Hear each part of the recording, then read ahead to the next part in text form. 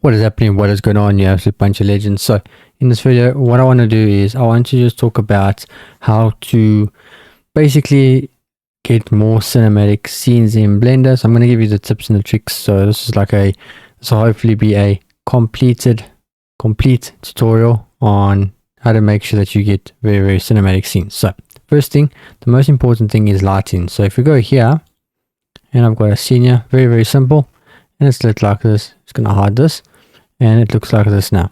So I've lit it like this, but you can see that won't be in the scene. So it's lit nicely. What now? Let me show you the difference. So if I click on this point light and I make it a sunlight, watch what will happen to the scene. Looks absolutely terrible. Spotlight looks absolutely terrible. Air light absolutely terrible. So you can see there. So what I mean is you want to get the right kind of lighting, and that is very important. Obviously this is like a moodier scene, so you won't use an HDRI. So because if I add HDRI in here, it's going to look terrible as well. So I'm just going to go asset browser, boom, and now it kills the whole scene. So it takes away basically what you go in for. It's just, you just killed your scene. You make it look terrible, whereas this looks a lot better without the HDRI. So you got to be mindful of those kind of things. If you want to create cinematic scenes, I would probably stay away from HDRIs for as much as possible and just try and light the scene by yourself. So for the next scene, so now I want to talk about focal length and camera and depth of field. So this is all in one. What you want to do is obviously you're going to add a camera, obviously. Then you're going to click on your camera and you're going to click here. And you can see this looks fine. It's got some fog. We'll talk about that later in the video. But what you want to do is you want to get the focal length right. So like 24 is usually a decent focal length for cinematic scenes. If you are looking to shoot a cinematic figure, like a person in 3D or an object, I would then say go for something like a 50mm. So you will increase it like this. It's not going to work for the scene, but you can see then it's too zoomed in. So let's go back to 24 and this looks nice. So it's pretty simple, but you want to make sure your focal length is, like I said, rule of thumb, something for a landscape, 24mm, even 35 is okay, but anything more than that is not really that good for those kind of scenes. And then if you want to do products, that kind of stuff, then 50mm or even 80mm is good enough. Then what you want to do is let's add another thing. So with your camera selected, you're going to click depth of field and look what happens there. This looks quite nice. So you know those nice photos that you see taken with these high-end cameras and lenses, this is the same effect. It's basically doing depth of field in that. So if I click here, so I've enabled it. If I disable it again, you see what it looks like. So that looks nice. It's got that nice blurry foreground. And then what you'll do is you just click on where you want to select your focal length. So let's say here, and now it makes it blurry. You can bring your f-stop to 1, and that makes it super blurry. Or you can see if I go to 15 or even 8, everything is now in focus again. So you want to bring this to 1.5, it's so good, and you get that nice blurry foreground. You can see if I move the camera now, you can see how nice that looks. Okay, so this just makes it look a little bit more cinematic, makes it look a little bit nicer in my opinion. It's nice. It looks like a professional photographer has taken your render.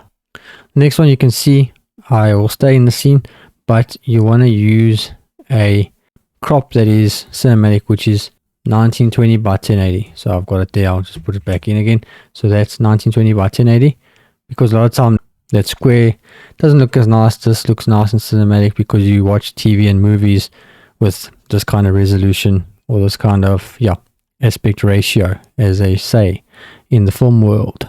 The next one, let's stay in the same scene. It is fog. So look how nice this looks. If I hide this, now it looks like that. So it doesn't have that nice fog. All you need to do to add fog is if I add the cube, boom, there, and I click on my cube, you can see I've got this. This is just adding a nice, if you see there, this is just like a fog on steroids. Okay, so normally what you'll do is you'll just add the principal volume, but it looks like that now. So it's a little bit too hectic. So if I add the color back to density, you can see what it does. And this just allows you to control the the amount. So you can see there, if I bring it there, too much. If I bring it all the way, it's there. So it gives you that nice kind of fog. Same here. If I bring this in, I bring this there. It just, what it's basically doing is it's allowing you to adjust it and have a bit more control.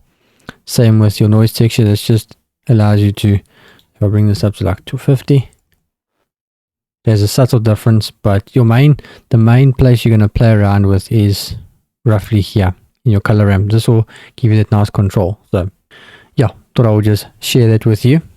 What you could also do is, let me hide this cube. What you could do is, let me go here, Shift A, mesh, and you can get a cube. S, we can scale it up so it covers the scene. And then you can just hit new, click on the principal BSDF, delete it, go Shift A and get an emission. And then what you'll do is you can plug the emission into the volume. And now you can bring this emission down. So 0.003. Okay, to my, well, and you got that. So it just makes it look, it's a little bit different kind of fog. So you can also use this, but you don't have that kind of control. You can change the color, but I would probably suggest leaving it kind of like a white for this kind of scene. So you can also change, you can also add your fog like this. If I add this back, you can see it like layers them together. But I do prefer this method because it just looks a little bit more natural in my opinion. So yeah, you can do it both ways. Thought I would just show you so you know now how to do that. You can also, let me hide this, you can also add a mist pass filter. So if I click here, you can just click on mist, and then what you want to do is click on your camera, click there, go to viewport display and enable mist, and then you can go to your world and go click on mist pass, and you can bring this up, and then you can play around with that. So you can see there, you can play with your start, make it like 100. That just adds a little bit more, it gives you a bit more control as well. You can add that, so that also allows you to have a mist pass, and it looks pretty cool. So you can also use that, pretty easy to work with. Oh, actually what I think I'll do is I'll make a complete video on using the mist pass filter. I haven't done one of those, so yeah, I'll do that in the future. And then you can add lens distortion. So Shift A, and you can just type in lens distortion, and then just click there and plug it in like that. And there we go. So yeah, hopefully this taught you a little bit about cinematic scenes in Blender. Hopefully, yeah, I want this to make you as good in Blender as possible. That's the whole point of this channel. I genuinely do hope that you learn when you watch these videos, and make sure you hit the subscribe button, would appreciate that, and check out the Patreon, and I'll see you in the next video. Peace.